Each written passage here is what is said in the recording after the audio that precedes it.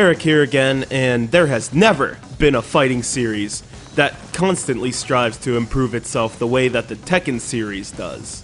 Namco proved this point when it released Tekken 4 for the PlayStation 2 in 2002.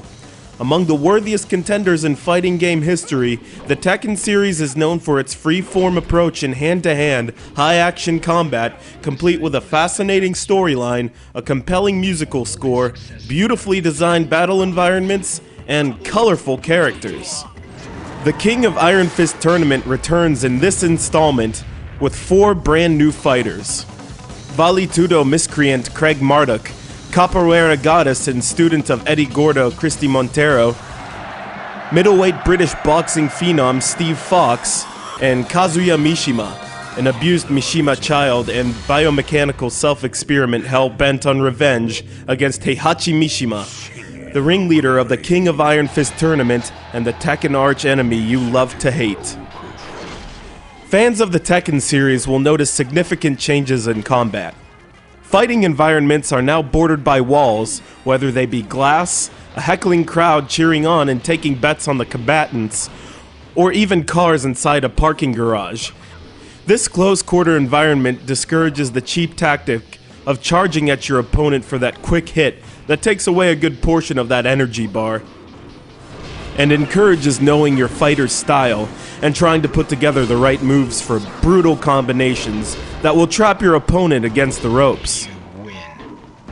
Some stages are multi-tiered and, if played right, can give you devastating leverage against your opponent.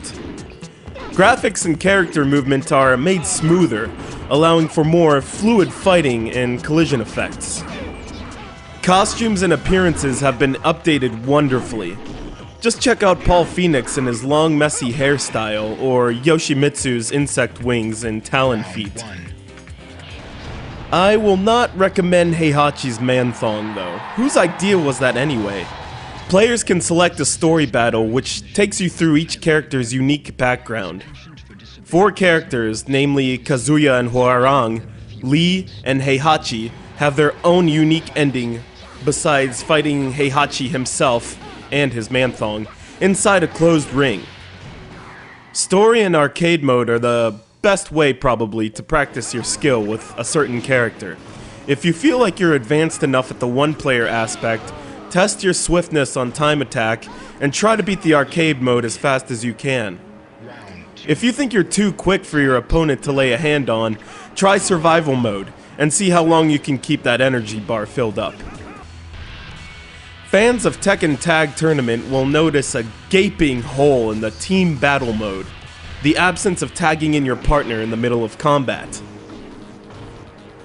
Still, Tekken 4 is a solid game to play against your friends, or maybe even your enemies. Countering your opponent's attacks is now more important than ever, and team combinations have been balanced, so sorry Armor King and True Ogre fans. It's time for you to mix up your strategy a little bit more. Tekken Force mode has always been one of my favorite aspects of these games. It mixes in the element of beat-em-up games that I am so fond of, and unlike in previous Tekken Forces which were side-scrolling, Tekken 4's is 360 degrees of button-mashing goodness.